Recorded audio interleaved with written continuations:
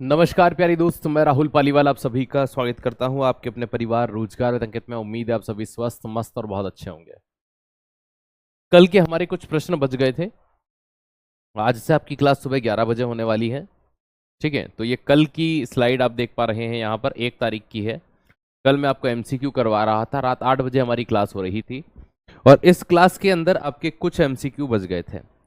पहला एमसीक्यू जो आपको बच गया था वो आपको यहाँ दिखाई दे रहा है। जैव उर्वरक या बायोफ्यूल उत्पादन में ट्रांस एस्टेज एक एंजाइम होता है, कैटलिस्ट होता है, उसका क्या काम होता है। देखो ये क्या होता है कि है ना, यहाँ पर क्या वर्ड लिखा गया है, ट्रांस एस्टेज। कभी कभी इनके नाम बहुत सिमिलर होते हैं। एस्टेज से आप क्या याद रखना, एस्टर याद रखना। क्या याद रखना, एस्टेज से क्या याद रखिएगा, एस्टर याद रखिएगा। ठीक है, क्या याद रखिएगा, एस्टर याद रखिएगा। और ये एस्टर जो होता है उन बॉन्ड को है ना याद रखना, ट्रांस एस्टेज एस्टर है ना। ये कभी कभी हल्का सा डिफरेंशिएशन होता है, जैसे लैक्टेस लैक्टोस को तोड़ता है पाचन तंत्र में, पेप्सिन प्रोटीन का पाचन करता है। एज इट इज एंजाइम जो होते हैं ना वो लगभग लगभग बहुत सी बार 90% सिमिलर होते हैं। तो ये एस्टर देखो नाम में ही अपने को मिल गया था, तो ये एस्टर बॉन्ड को तोड़ने का काम करता है। तो 67 से हमें आगे करना थे, आप इनके जवाब देंगे वापस से। 68, स्टील के उत्पादन में भोजन वाष्प वाटर गैस है ना जो होती है, प्रतिक्रिया में उपयोग होने वाला उत्प्रेरक कौन सा होता है, बताइए। वाटर गैस शिफ्ट बोलते हैं इसको। आपके पेपर में आएगा तो इसी से आएगा कि स्टील के प्रोडक्शन में वाटर गैस शिफ्टिंग जो होती है, ठीक है, वो प्रतिक्रिया में उपयोग होने वाला कैटलिस्ट कौन सा होता है। हमेशा एक चीज ध्यान रखना, वाटर गैस का मतलब क्या होता है ना, जल वाष्प की जब बात की, ये फ्यूल एक तरह का, तो इसका मेन ईंधन कार्बन मोनोऑक्साइड और हाइड्रोजन गैस होती है। तो कार्बन मोनोऑक्साइड और हाइड्रोजन गैस जो होती है इसे हम जल गैस या वाटर गैस बोलते हैं। क्या बोलते हैं, जल गैस या वाटर गैस बोलते हैं। तो इसे जल गैस या वाटर गैस कहा जाता है।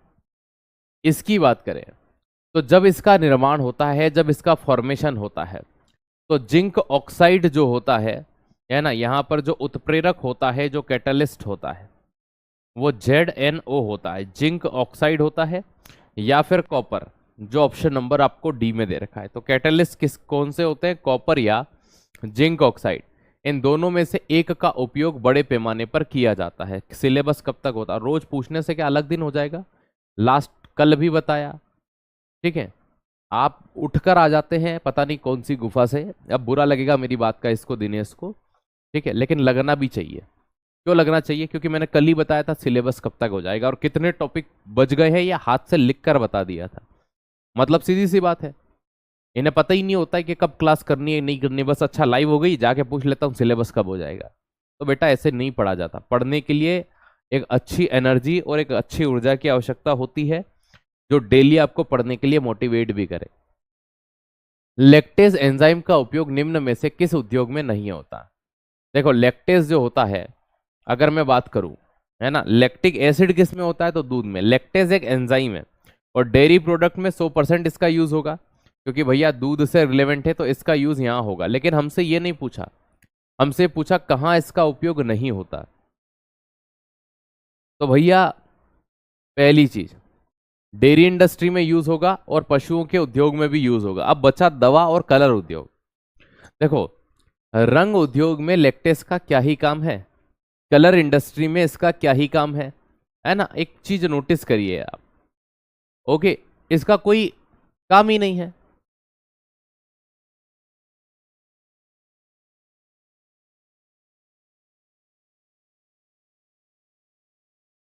ना। तो याद रखिएगा कलर उद्योग में इसका कोई काम ही नहीं होता। लेकिन मेडिसिन सेक्टर में डेयरी प्रोडक्ट है, दवा बना रहे हैं, तो कुछ लोगों को मान लीजिए कि किसी डेयरी प्रोडक्ट से एलर्जी हो तो लैक्टेस का उपयोग करके उसे रिमूव कर सकते हैं, निकाल सकते हैं, है ना। तो दवा के फॉर्मूले बनाने के लिए इसका यूज किया जाता है, डेयरी उद्योग में यूज किया जाता है, पशुओं के चारे में यूज किया जाता है। भाई सीधी सी बात है, लैक्टेस की मात्रा ज्यादा होगी चारे के अंदर तो पशुओं की ग्रोथ अच्छी हो जाएगी। चलो, नाइट्रिफिकेशन बायोलॉजिकल प्रक्रिया में अमोनिया को नाइट्रेट में बदलने की पहली स्टेप क्या होती है। अमोनिया को नाइट्रेट में बदलने की पहली स्टेप कौन सी होती है।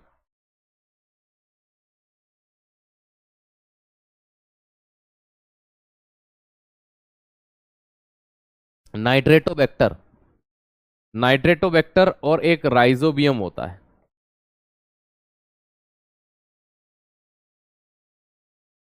ये नाइट्रोजन स्थिरीकरण करते हैं।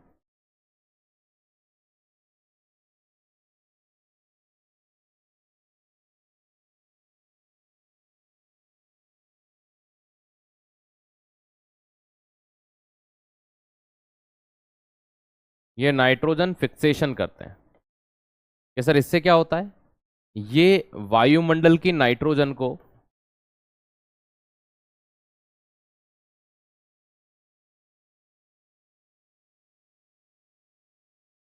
नाइट्रेट में बदलते हैं।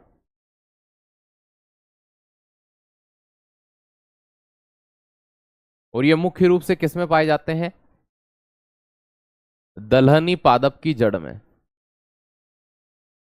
लेकिन हमसे ये नहीं पूछा है, हमसे पूछा है नाइट्रिफिकेशन बायोलॉजिकल प्रक्रिया में अमोनिया को नाइट्रेट में कौन बदलता है? ये तो नाइट्रोजन को नाइट्रेट में बदलते हैं, तो नाइट्रेटोबैक्टर तो हो नहीं सकता है ना। स्यूडोमोनास देखो बेसिलस हो ही नहीं सकता, ये तो काम करेगा ही नहीं। स्यूडोमोनास करेगा क्या? स्यूडोमोनास भी नहीं करता है ना। नाइट्रोजन फिक्सेशन है, अमोनिया को नाइट्रोजन में बदलने वाला जो है ना, याद रखिएगा बैक्टीरिया होगा वो नाइट्रोसोमोनास होगा। कौन सा होगा? नाइट्रोसोमोनास जो होगा ये इसको कन्वर्ट करेगा। तो ये एक प्रकार का क्या है दोस्त, याद रखना, बैक्टीरिया है। ये बैक्टीरिया क्या करता है, जब भी इसको कहीं पर अमोनिया मिलती है ये अमोनिया को तुरंत किस में बदल देगा? याद रखना, ये अमोनिया को किस में बदल देगा?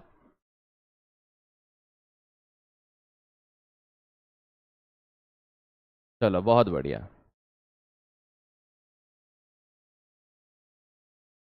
सर ये AWTP वाले नहीं होते, तो ये क्लास और काई में चल रही है बेटा?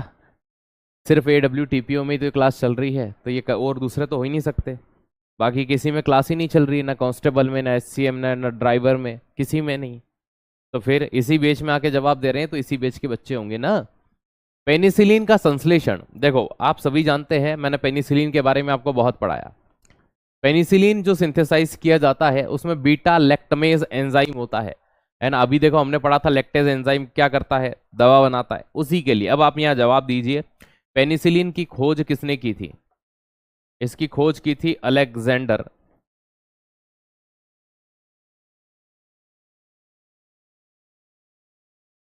फ्लेमिंग साहब ने, है ना। ये और ये फर्स्ट एंटीबायोटिक थी, फर्स्ट एंटीबायोटिक इन वर्ल्ड। विश्व की प्रथम एंटीबायोटिक कौन सी मानी जाती है? तो वो यही मानी जाती है दोस्त, याद रखिएगा। कौन सी? विश्व की पहली एंटीबायोटिक हम किसे कहते हैं? पेनिसिलिन को कहते हैं। चलो जवाब दो इसका। ठीक है, किसे मानते हैं?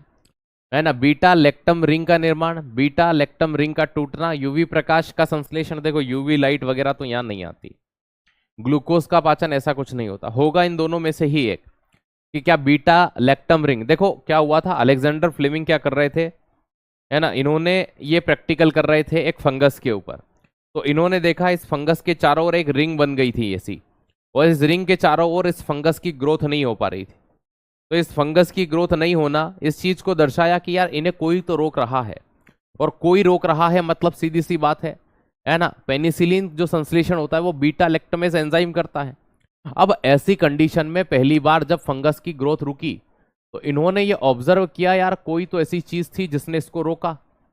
ठीक है, और अगर हम इस चीज को देखना चाहें तो वो एक रिंग बनी थी, एक गोलाकार, इसी से पेनिसिलिन की पहचान हुई थी। लेकिन यहां बोला गया कि बीटा लैक्टमेज जो एंजाइम होता है इसका क्या काम होता है संश्लेषण या सिंथेसिस में?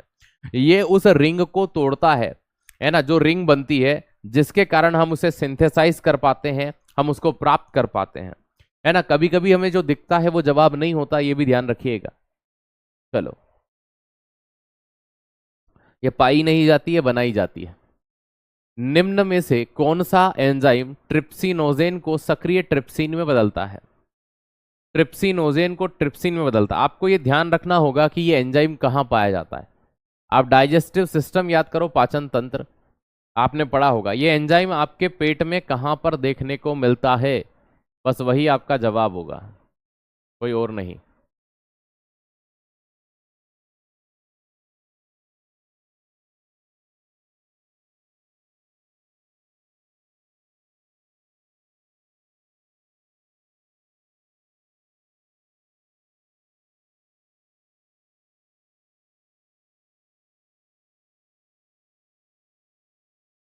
जवाब दो जल्दी, फिर मुझे टॉपिक भी पढ़ाना है।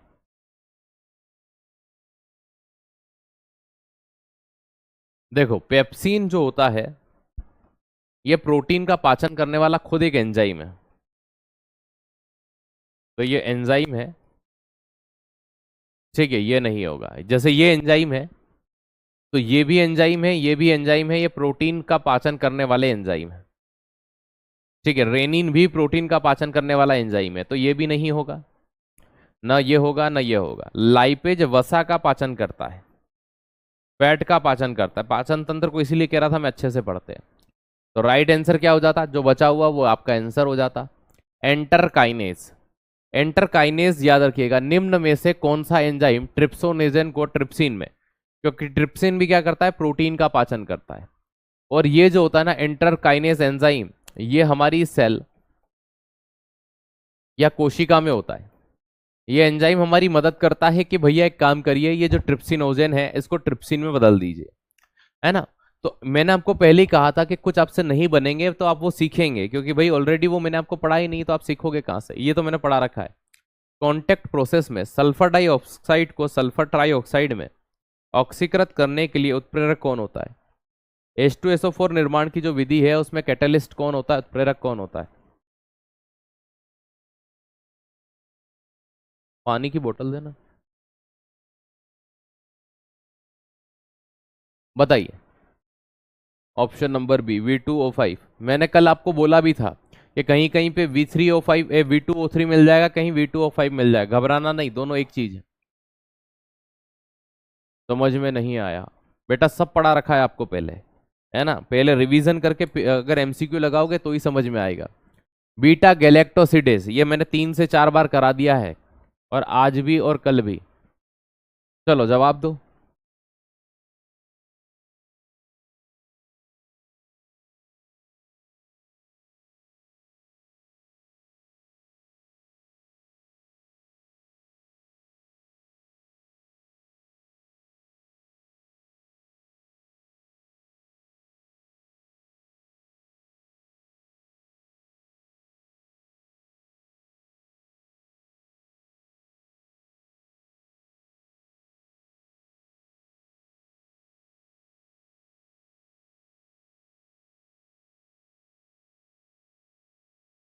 जवाब दो जल्दी।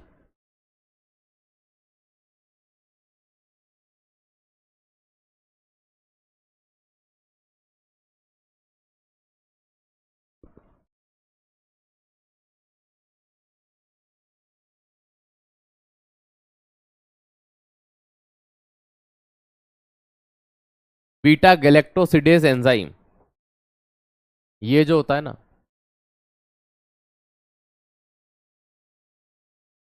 जो दूध के बैक्टीरिया होते हैं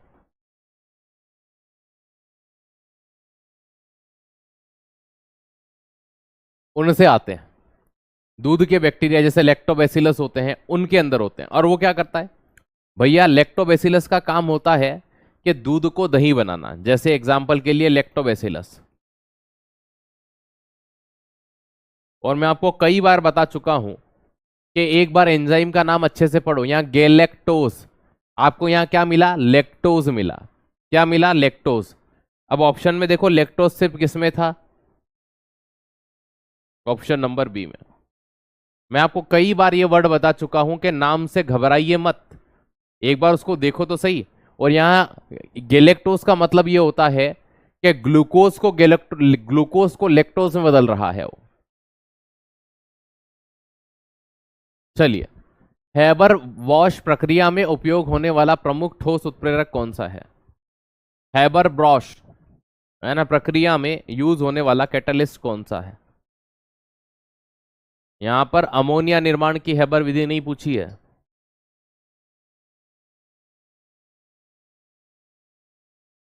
बताइए।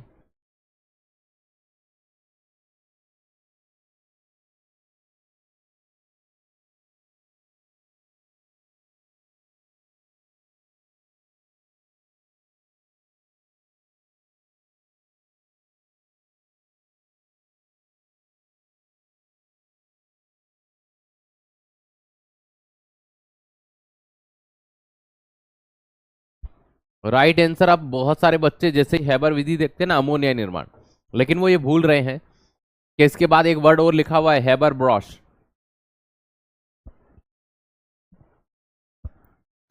चलो, कैसी लगी ये 75 प्रश्न? आपको कैसे लगे एक बार कमेंट में बताओगे आप मुझे कि सर वास्तविकता में देखो, अगर आप इनमें से 60 प्लस बना पा रहे हो मतलब बहुत अच्छी बात है।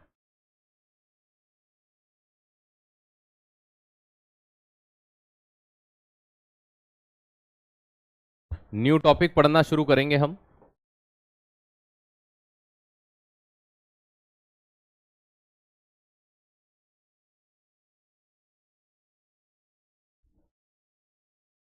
विद्युत रसायन, electrochemical.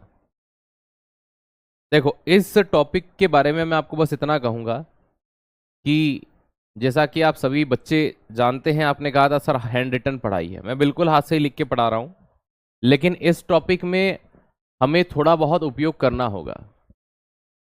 Sir please chapter wise 100 question, बेटा लाऊं कहां से? होने भी तो चाहिए इतने, ठीक है, होने भी तो चाहिए। चैप्टर वाइज 100 प्रश्न किसको कहते हैं पता है आपको? बिना फालतू के प्रश्न करवाने का कोई सेंस थोड़ी है।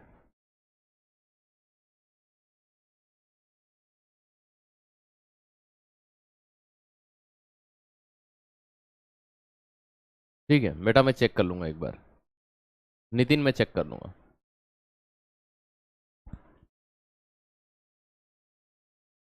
ठीक है, तो आज मैं इसको थोड़ा सा हैंड रिटन लिख के पढ़ाऊंगा, क्योंकि देखो विद्युत रसायन ये वो टॉपिक है जिसमें बार बार इमेजेस से आपको समझाना पड़ेगा, आपको बार बार बताना पड़ेगा कि देखो ये वाली चीज है, ये वाली चीज है, ठीक है। तो है ना, हम इनको लेकर के आगे बढ़ेंगे। तो कल थोड़ा सा मैं पीपीटी का सहारा लूंगा, क्योंकि इमेजेस बहुत हैं, जैसे कि हर एक डायग्राम, जैसे मरकरी सेल तो वो मुझे दिखाना पड़ेगा, लेकलांसे सेल मुझे दिखाना पड़ेगा, विद्युत अपघटनी सेल मुझे दिखाना पड़ेगा, उनके डायोड एनोड तो तुरंत वहीं पे लिखा हुआ वो होना चाहिए, तो ही आपको वो माइंड में क्लिक कर पाएगा। तो अगर मैं बोल रहा हूं तो उस बात में कुछ ना कुछ सारांश होगा, ठीक है, कोई उसमें बल होगा उस बात में, तभी मैं आपको बोल रहा हूं, अदरवाइज मैं आपको नहीं बोलता। चलिए दोस्तों, देखो, हम विद्युत रसायन का मतलब किस बात से आंकते हैं? मुझे बस इतना बताओ कि विद्युत रसायन होता क्या है, आप और हम क्या समझते हैं विद्युत रसायन से? भाई अगर मैं एक नॉर्मली बात बोलना चाहूं तो मैं क्या कह सकता हूं? मैं बस इतना कह सकता हूं कि विद्युत और रसायन ये दो चीजों से मिलकर बना है। तो विद्युत ऊर्जा एवं रासायनिक ऊर्जा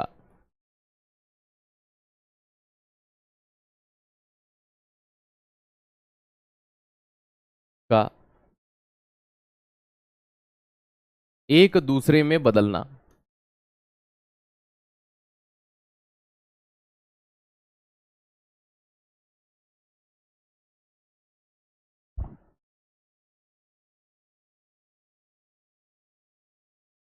इंटरचेंज ऑफ एनर्जी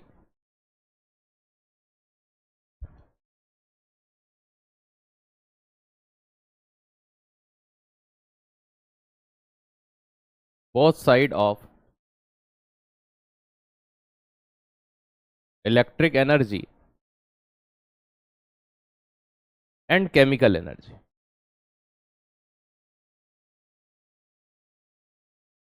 देखो, मैं आपको एक बहुत प्यारा सा एग्जांपल देता हूं, ठीक है। मेरे पास में अभी एक उपकरण है, ठीक है, ये आप देख पा रहे हैं यहां पर, ये जो माइक है ना, इस माइक के अंदर सेल लगते हैं, चार्जेबल सेल है ये, ठीक है, रोज चार्ज लगाने पड़ते हैं, है ना। तो ये जो सेल है, अब इसमें से मैं एक सेल निकालकर आपको दिखाता हूं, ये आपको एक सेल दिखाई दे रहा होगा। इस सेल को जब मैं इसमें लगाकर चार्ज पे लगाता हूं तो यहाँ के सॉकेट कनेक्ट हो जाते हैं कि जी सर? तो ये सॉकेट क्या कर रहे हैं, ये जो विद्युत ऊर्जा है वो इस सेल के अंदर रासायनिक ऊर्जा के रूप में स्टोर हो जाती है।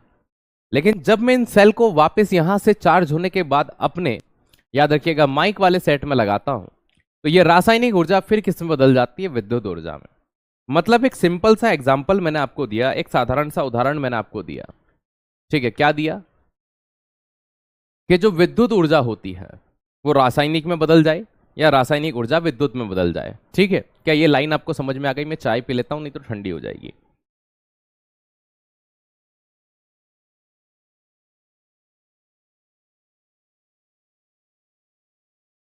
क्या आपको ये समझ में आ गया विद्युत रसायन होता क्या है? अरे बेटा, लिथियम आयरन सब पढ़ाएंगे, मत घबराओ।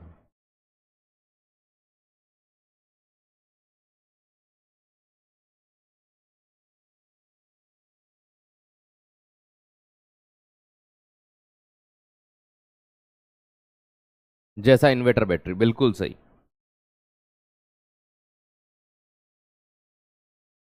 बेटा इन्वर्टर क्या, मोबाइल की बैटरी भी, किसी भी प्रकार की battery, the any type of battery, किसी भी प्रकार की। मोटर इसका उदाहरण नहीं हो सकती। मोटर क्यों नहीं हो सकती?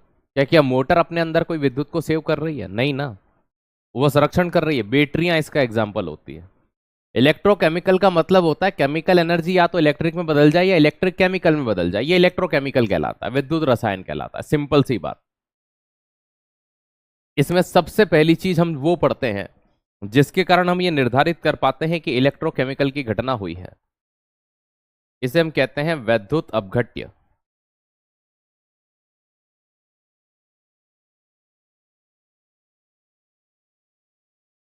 क्या कहते हैं? जिसे हम कहते हैं वैद्युत अपघट्य।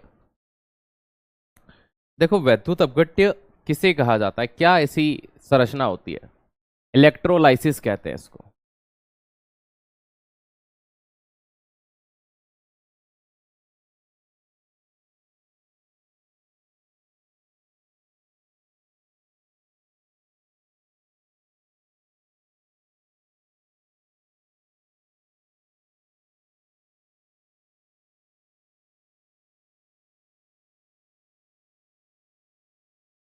ठीक है। इलेक्ट्रोलाइसिस या वैद्युत अपघट्य क्या चीज होती है? देखो सिंपल सी बात मैं आपको समझाता हूं। अगर मैं आपसे एक प्रश्न बोलता हूं कि जैसे मान लीजिए मेरे पास HCl है ना, हाइड्रोक्लोरिक अम्ल, और मैं इसमें करंट छोड़ूं, या मेरे पास सूखा नमक पड़ा हुआ है, मैं इसमें करंट छोड़ूं, तो क्या इनमें करंट फैलेगा? ठीक है। अरे बेटा, जब मैं बोल रहा हूं कि मोटर इसमें नहीं आती, मोटर यंत्र है, वो यांत्रिक ऊर्जा को विद्युत में बदलती है, रासायनिक कहां से आ गया वहां?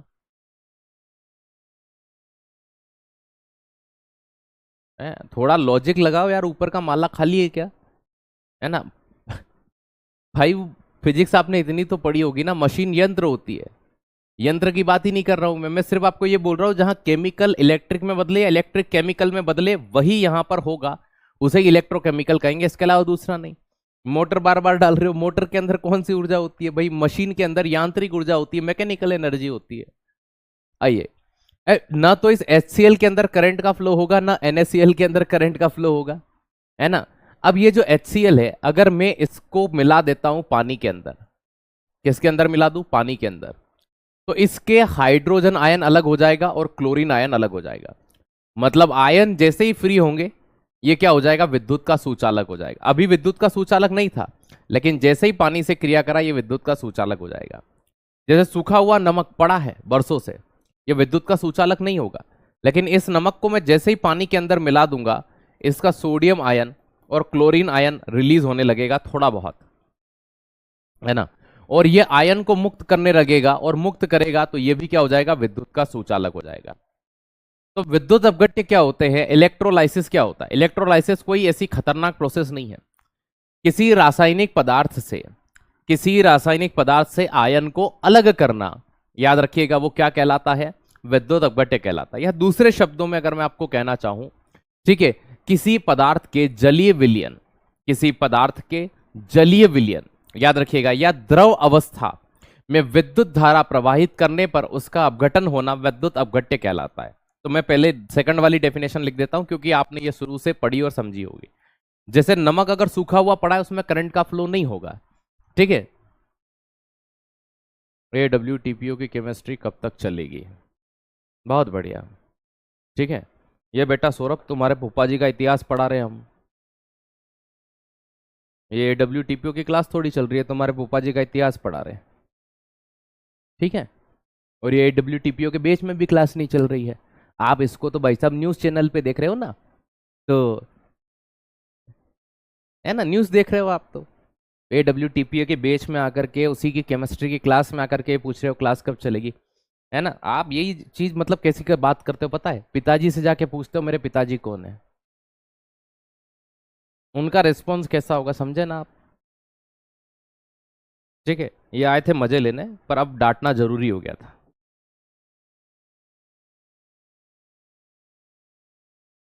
ठीक है, इसका इनका स्क्रीनशॉट लो कमेंट का इनका, है ना, लेके रखो इसको संभाल के। हाँ,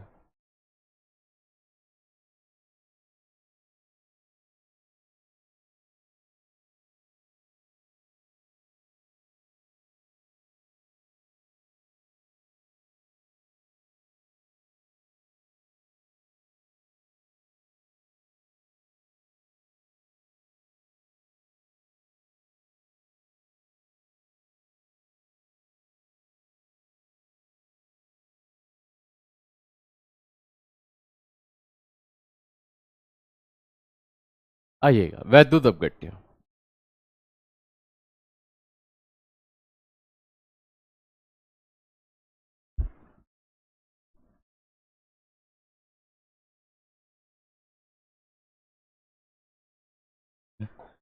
आइएगा। हाँ, मैं क्या पढ़ा रहा था आपको, विद्युत अपघट्य। चलिए, विद्युत अपघट्य, है ना, विद्युत अपघट्य अगर मैं इसकी बात करूं तो ये क्या होता है, किसी पदार्थ के जलीय विलयन,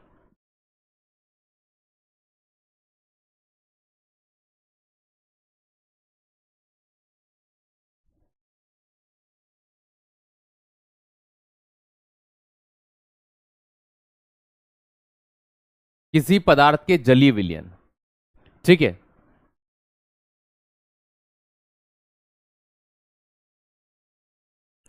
किसी, है ना, किसी पदार्थ के जलीय विलयन, है ना, में विद्युत धारा प्रवाहित करने पर,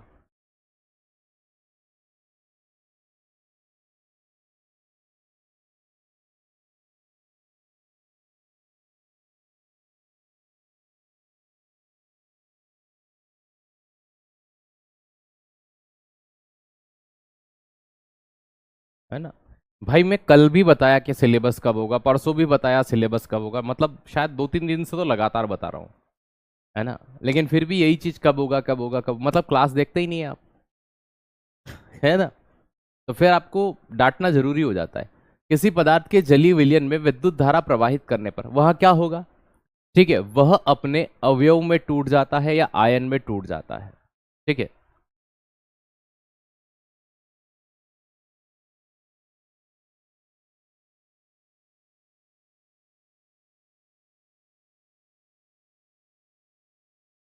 में टूट जाता है। अवयव का मतलब ये होता है जिससे वो बना है वो उसमें डिवाइड हो जाएगा। ठीक है, इसे ही क्या कहा जाता है, विद्युत अपघटन कहा जाता है, या उसका आयन में अलग होना, रासायनिक पदार्थ से आयनों का अलग होना, सिंपलेस्ट लाइन में अगर कहेंगे तो हम ये कह सकते हैं। ठीक है,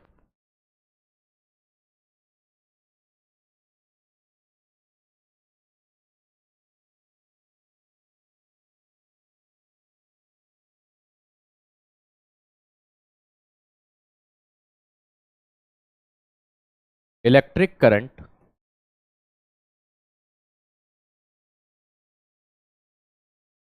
flow in aquatic solution,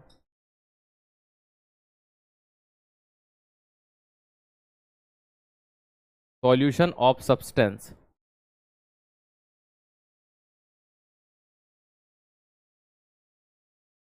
then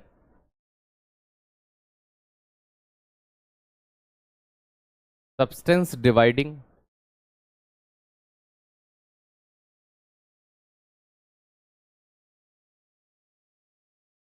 its component। तो जो सब्सटेंस होता है वो अपने कंपोनेंट में टूट जाता है। उदाहरण के लिए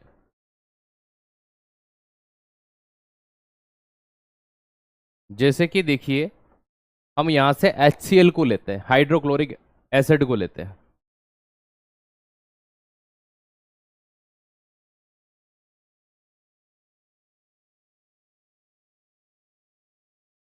हाइड्रोक्लोरिक एसिड, मैंने इस एसिड को लिया और इस एसिड के ऊपर ज्यादा कुछ नहीं किया, एक विद्युत धारा को मैंने प्रवाहित कर दिया। क्या कर दिया? विद्युत धारा, है ना। इसका विद्युत अपघटन किया, मतलब इलेक्ट्रोलाइसिस किया। इलेक्ट्रोलाइसिस, तो जब मैं इसका इलेक्ट्रोलाइसिस करता हूं तो यहां से H2 प्लस Cl2 ये क्या हो जाते हैं? अलग हो जाते हैं। मतलब जिनसे ये प्रोडक्ट बना हुआ था उसी में इनका टूटना, ये क्या कहलाता है ना, विद्युत अपघटन कहलाता है। ये एक प्रश्न एग्जाम में बहुत आते हैं, है ना, कि किन किन तत्वों का विद्युत अपघटन से प्राप्ति होती है। जैसे कि NaCl, 2NaCl। अब 2NaCl जो है, इसको हम इस तरह से जब यहां पर लेते हैं तो हम यहां पर लिखते हैं कि भैया इसका क्या हुआ है? इलेक्ट्रोलाइसिस। जब हम इसका इलेक्ट्रोलाइसिस विद्युत अपघटन करते हैं तो 2Na अलग हो जाएगा और Cl2 अलग हो जाएगा, क्लोरीन गैस अलग हो जाएगी। तो ये विद्युत अपघटन हो जाएगा। एक साइंटिस्ट हुए थे जिनका नाम था हम्पी डेवी। क्या नाम था? हम्पी डेवी। उन्होंने विद्युत अपघटन के माध्यम से बहुत सारे तत्वों की खोज की थी। ठीक है, क्या की थी? बहुत सारे तत्वों की खोज की, जैसे सोडियम, पोटेशियम। ये तत्व विद्युत अपघटन के द्वारा ही प्राप्त होते हैं, कोई दूसरा तरीका ही नहीं है इनको प्राप्त करने का, है ना। दोस्त याद रखना, कोई दूसरा तरीका ही नहीं है।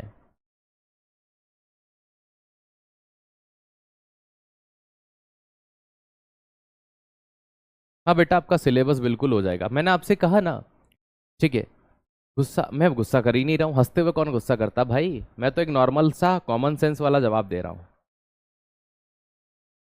ठीक है भाई, इसको गुस्सा बोलोगे तो गुस्से को क्या बोलोगे? मैंने तो एक कॉमन सेंस वाला जवाब दिया कि जो चीज मैंने कल बताई है उसका मैंने एक रिप्लाई दिया बस आपको, है ना। यहां देखिए, एक साइंटिस्ट हुए थे हम्पी डेवी। जैसे सोडियम हो गया, पोटेशियम हो गया, कैल्शियम हो गया और मैग्नीशियम। इन चार तत्वों की खोज जो है ना, इन सभी की खोज या डिस्कवरी किसने की थी? इनको डिस्कवर्ड किसने किया था? हम्पी डेवी। और हम्पी डेवी ने, पता है इसको कैसे प्राप्त किया था?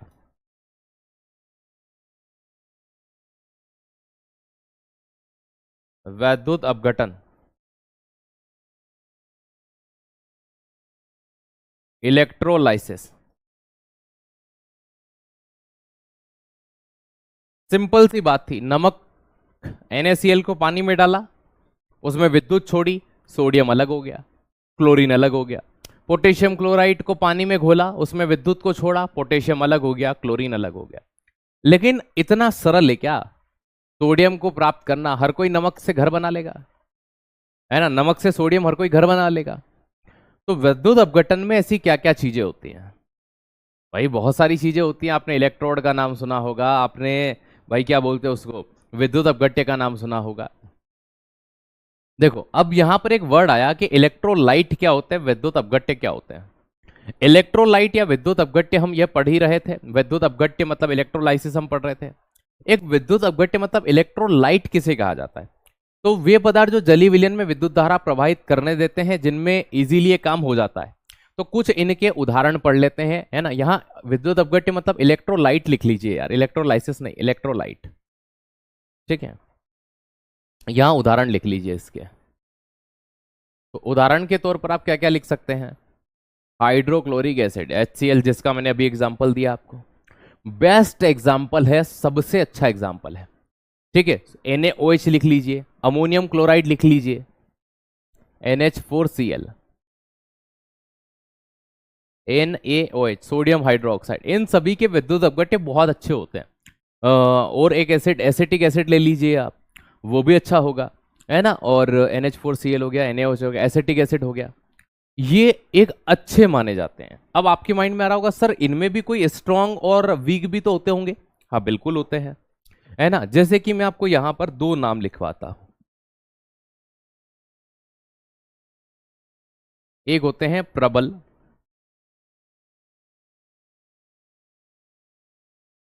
वैद्युत अपघट्य, और एक होंगे आपके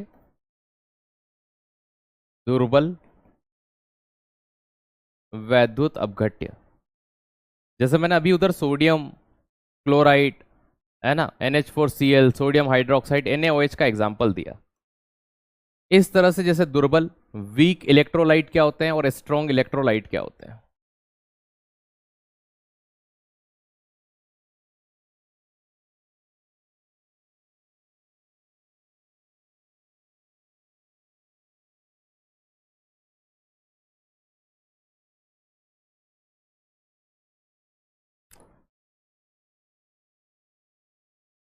ये तो आप समझ ही चुके हैं कि इलेक्ट्रोलाइट क्या होते हैं। पानी में घोलने पर जो करंट फैला दे या फ्री इलेक्ट्रॉन्स हो जाएं, वो चीज यहां पर आती है। ठीक है। अब देखो प्रबल विद्युत अपघट्य कौन कौन से होते हैं भाई। NaCl सबसे अच्छा, है ना। हम लोग अर्थिंग देने के लिए तक इसका यूज करते हैं। NaCl, सोडियम क्लोराइड, है ना, आप हिंदी में नमक भी लिख सकते हो। तो NaCl हो गया सबसे बेस्ट, तो यही मानता हूं मैं, सबसे स्ट्रॉन्ग। इसी तरह से कैल्शियम कार्बोनेट हो कार्बोनेट नहीं, CaC होता नहीं, कैल्शियम क्लोराइड, है ना, मैग्नीशियम सल्फेट, ये बेस्ट होते हैं, है ना। जो सेल होते हैं हमारे उनके अंदर भी इनका यूज कर सकते हैं हम। तो मैग्नीशियम क्लोराइड हो गया, कैल्शियम क्लोराइड हो गया।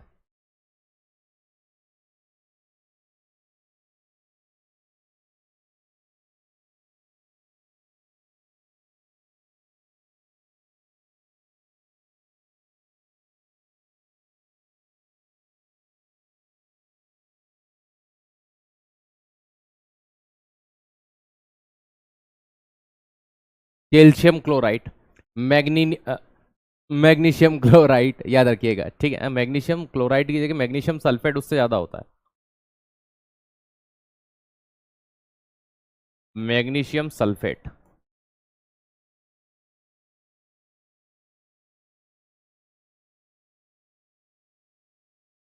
इन सब में करंट ज्यादा जाता है, वो स्ट्रांग होगा, वो प्रबल होगा। जिनमें करंट का फ्लो कम हो जाए वो दुर्बल होंगे।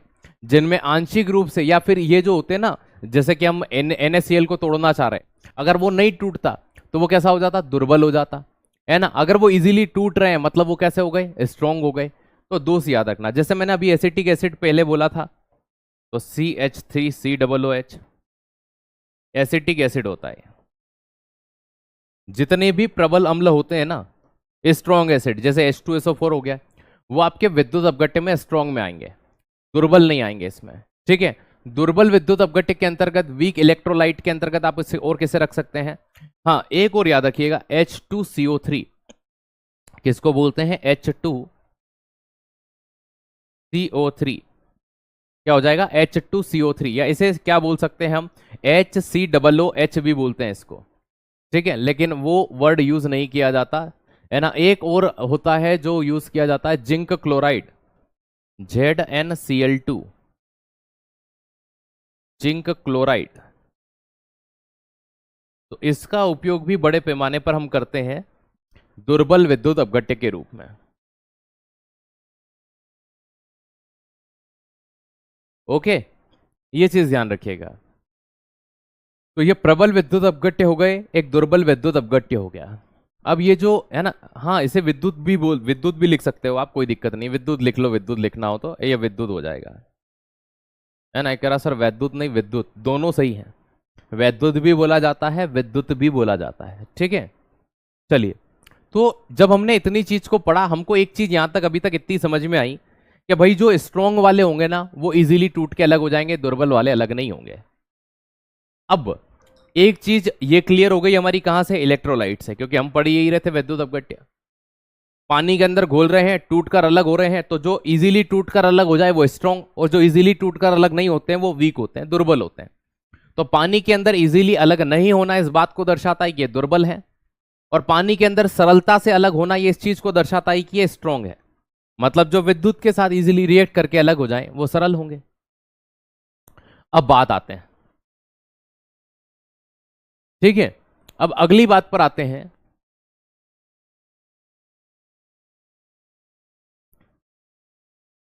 अगली बात पर आते हैं, हम बात करते हैं इलेक्ट्रोड की। जब हम किसी विद्युत सेल की बात करेंगे तो बिना इलेक्ट्रोड के तो वो हो नहीं सकता। जैसे आपने कैथोड का नाम सुना होगा, एनोड का नाम सुना होगा, कि बिल्कुल सर। तो अगली जो संरचना हम इलेक्ट्रोलाइट में पढ़ते हैं वो क्या आती है ना, विद्युत अपघटन में जो अगली संरचना पड़ती है वो क्या आती है। तो विद्युत अपघटन के अंदर जो अगली संरचना जो हम पढ़ने वाले हैं, है ना, तो विद्युत अपघट्य के जो अवयव पढ़ रहे हैं, तो दूसरी नंबर की संरचना इलेक्ट्रोड आते हैं। क्या आते हैं? इलेक्ट्रोड। कैथोड और एनोड, बहुत सारे बच्चे कंफ्यूज होते हैं इनमें। तो नंबर 2 की संरचना पढ़ने जाएंगे।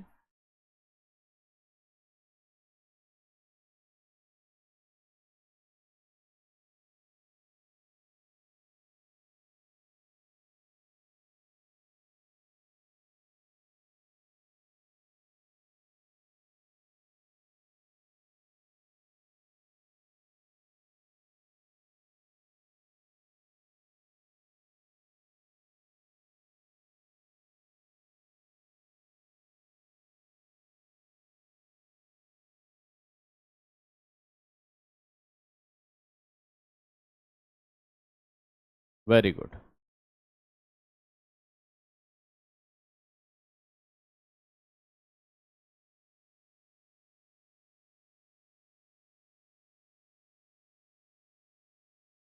देखो, इलेक्ट्रोड होते क्या है?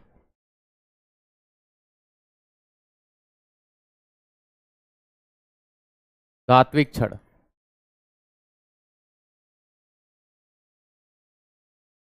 मेटल रोड को कहते हैं। जो धातुओं की छड़ होती है, मेटल की जो रोड होती है ना, उन्हें ही क्या कहा जाता है? इलेक्ट्रोड कहा जाता है। आज जैसे दो टर्मिनल होते हैं ना, एक दो एक दो एक दो एक दो, ठीक है, इस तरह से। अब देखो, इनमें एक होता है कैथोड, एक होता है एनोड।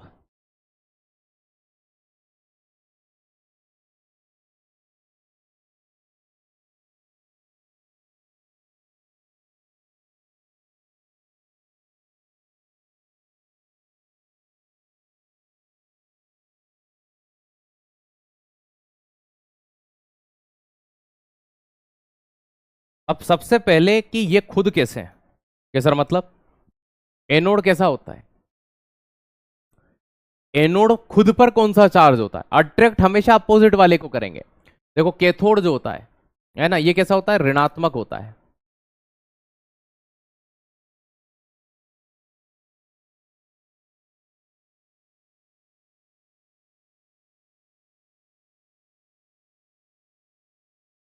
नेगेटिव चार्ज होता है इसके ऊपर। और एनोड के ऊपर कैसा चार्ज होता है? ये धनात्मक होता है।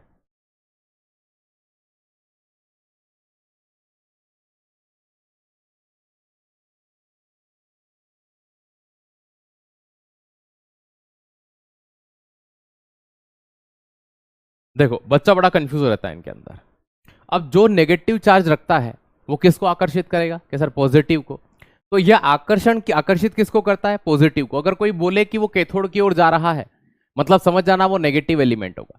कोई ये बोले कि वो एनोड की ओर जा रहा है, मतलब समझ जाना कि वो कैसा होगा, है ना, धनात्मक आवेश होता है तो वो नेगेटिव होगा। वो कैथोड की ओर जा रहा है तो समझ जाना वो पॉजिटिव एलिमेंट होगा।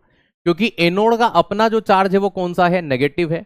और यहां है ना कैथोड का, और एनोड का अपना जो चार्ज है वो कौन सा है? पॉजिटिव है, धनात्मक और ऋणात्मक। देखो, अब इसको याद कैसे? कैथोड, केथ, है ना, है ना, जैसे आपका दोस्त क्या करता है? कैथोड, है ना, कैथोड। या फिर इसको याद रख लो, ट्रिक इसकी याद रख लो, इसकी ट्रिक याद रख लो। आपका दोस्त है, वो कहता है ए दौड़, आप दौड़ नहीं पाते हो। वो क्या कहता है? ए दौड़। ठीक है, वो आपको मोटिवेट कर रहा है। ए दौड़, ए दौड़, ए दौड़, है ना, वो आपको क्या कर रहा है? मोटिवेट कर रहा है, मतलब आपको पॉजिटिव चार्ज दे रहा है। ए दौड़ यार, तेरा सिलेक्शन हो जाएगा, ए दौड़, ए दौड़। ए नोड, ए नोड पे कौन सा चार्ज होता है? पॉजिटिव। अपोजिट ऑटोमेटिक याद हो जाएगा कैथोड। ठीक है, ए दौड़ यार, ये दौड़ यार, तेरे को है ना कि तेरा क्या हो जाएगा, सिलेक्शन हो जाएगा, भाई दौड़ ले यार। तो इस तरह से वो काम करता है। तो कैथोड की ओर ऑलवेज कौन आकर्षित होगा, नेगेटिव वाला होगा कि पॉजिटिव वाला होगा, ये नेगेटिव चार्ज रखता है तो इसकी ओर पॉजिटिव वाला आकर्षित होगा। एनोड वाले की ओर कौन आकर्षित होगा, तो आप सीधी सी बात है दोस्त याद रखिएगा कि इसकी ओर नेगेटिव वाला आकर्षित होगा क्योंकि अपने ऊपर पॉजिटिव चार्ज रखता है। इतनी चीजें आपको यहां पर अच्छे से समझ में आ गई। कल हम दो नियम पढ़ेंगे। विद्युत अपघटन के नियम आपने सुने होंगे, है ना। एक नियम जो सबसे फेमस है वो है फेराडे का विद्युत अपघटन का नियम, और एक नियम जो हम पढ़ेंगे वो पढ़ेंगे कौन सा, तो दोस्त याद रखिएगा उसे कहते हैं आर्हीनियस का नियम है। तो दो नियम हम पढ़ने वाले हैं, विद्युत अपघटन के नियम।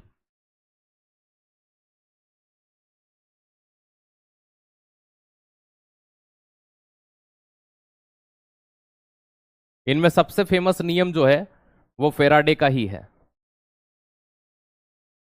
तो विद्युत अपघटन का जो नियम होता है, लॉ रिलेटेड टू इलेक्ट्रोलाइसिस या लॉ ऑफ इलेक्ट्रोलाइसिस।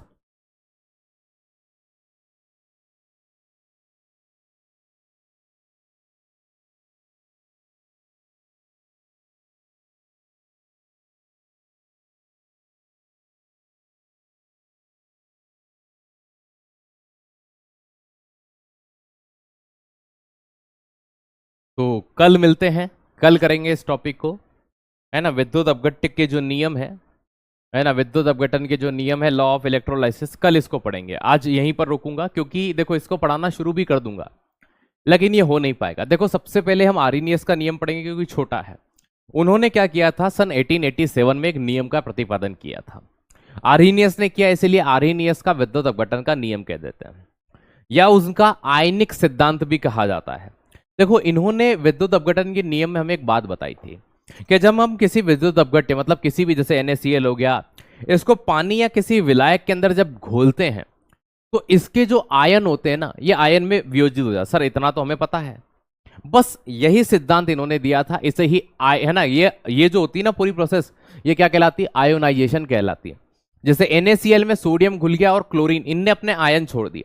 तो किसी भी द्रव अवस्था में, जल की अवस्था में, किसी भी द्रव की अवस्था में, जल की अवस्था में अपने आयन को मुक्त करते हैं, इसीलिए इसे आर्हीनियस का सिद्धांत या आर्हीनियस का आयनिक सिद्धांत कहा जाता है। सिंपल सी बात है।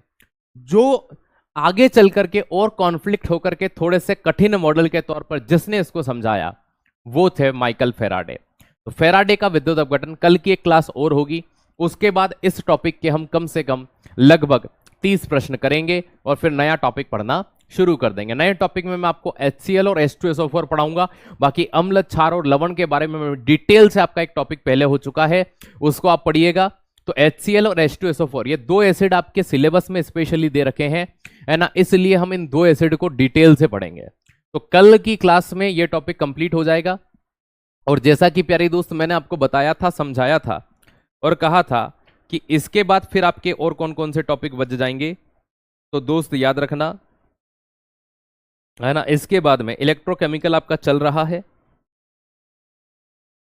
इसके बाद में फिर आपके अम्ल, क्षार, लवण में वो HCl वाला टॉपिक हो जाएगा और H2SO4 वाला हो जाएगा, है ना। तो ये टॉपिक आपका कल पूरा हो जाएगा। परसों आपका HCl और H2SO4 2 दिन इसमें लगेंगे, है ना। और रिएक्शंस वाले टॉपिक में हम 3 दिन मान लेते हैं, 3 और 2 5, और एटॉमिक संख्या और सिंबल में हम 2 दिन, 2 2 4 और 3 7। वही मैंने जो आपको कहा था कि 15 तारीख के पहले पहले आपका सिलेबस हो जाएगा। चलिए, कमर्शियल एप्लीकेशंस में क्या आता है, कमर्शियल का मतलब व्यापारिक। जैसे आप डिटर्जेंट खरीद के लाते हो कि नहीं बाजार से, क्या सर लाते हैं, तो वो व्यवसायिक अनुप्रयोग था, व्यवसाय के लिए बेचा गया, है ना। जैसे बेकिंग सोडा भले आपने घर में यूज किया लेकिन वो व्यवसायिक अनुप्रयोग में लाए। फूड प्रिजर्वेटिव का उपयोग काई के लिए किया, व्यवसाय के लिए किया ना। क्यों मिलाया उस कंपनी वाले ने, चिप्स के पैकेट में नाइट्रोजन गैस क्यों भरी, इसीलिए भरी ना। तो वो मिक्स करके आपको पढ़ाए। कुछ मेडिसिन इंडस्ट्रियां यूज कर रही है, मेडिसिन का हमारे लिए यूज हो रहा है लेकिन है तो व्यवसाय। तो बहुत सारी ऐसी चीज होती है हमें समझ में नहीं आता ये व्यवसाय का होगा ये मेडिसिन का होगा। इसीलिए मैंने उन टॉपिक को, क्योंकि मैं अलग अलग भी पढ़ाता ना उनको, तो मोर देन 40% डाटा हमको 2 बार पढ़ना पड़ता। इसलिए मैंने सारे केमिकल के यूजेस एक ही क्लास को कंटिन्यूअसली 5-7 क्लास करवा के करवाया। क्यों करवाया, क्योंकि मुझे पता था कि अगर मैं इन्हें अलग अलग पढ़ाऊंगा तो मुझे हर बार इनको रिपीट करके 40% डेटा वही पढ़ाना पड़ेगा। तो मैं 40% को नहीं पढ़ाना चाहता था रिपीटेड, इसलिए मैंने उनको एक क्लास में समराइज किया। ठीक है, और एक टॉपिक आप मानव जीवन में रसायन पहले वाला भी करेंगे। ओके, उम्मीद है आज का सेशन आपको अच्छा लगा होगा। Thank you so much. जय हिंद, जय भारत। ये वाला टॉपिक हम कल कंप्लीट कर लेंगे, सेल वगैरह मिला करके। नहीं भी हुआ तो परसों कर लेंगे एमसीक्यू के साथ। ठीक है, तो कल और परसों 2 दिन में इसके एमसीक्यू लगभग 30 से 35 एमसीक्यू में इसके लाऊंगा। 100 पॉसिबल नहीं हो सकते। एक बच्चे कह रहा सर हर टॉपिक के 100 लाऊं, नहीं हो सकते, कहां से लाऊं? ठीक है, उसी प्रश्न को उल्टा सीधा कर करके 100 बार करवा दें, वो टीचर नहीं हूं मैं। ठीक है, जितने ऑथेंटिक एग्जाम के लिहाज से हो सकते हैं हम उतने लेकर के जरूर आएंगे। चलो, धन्यवाद।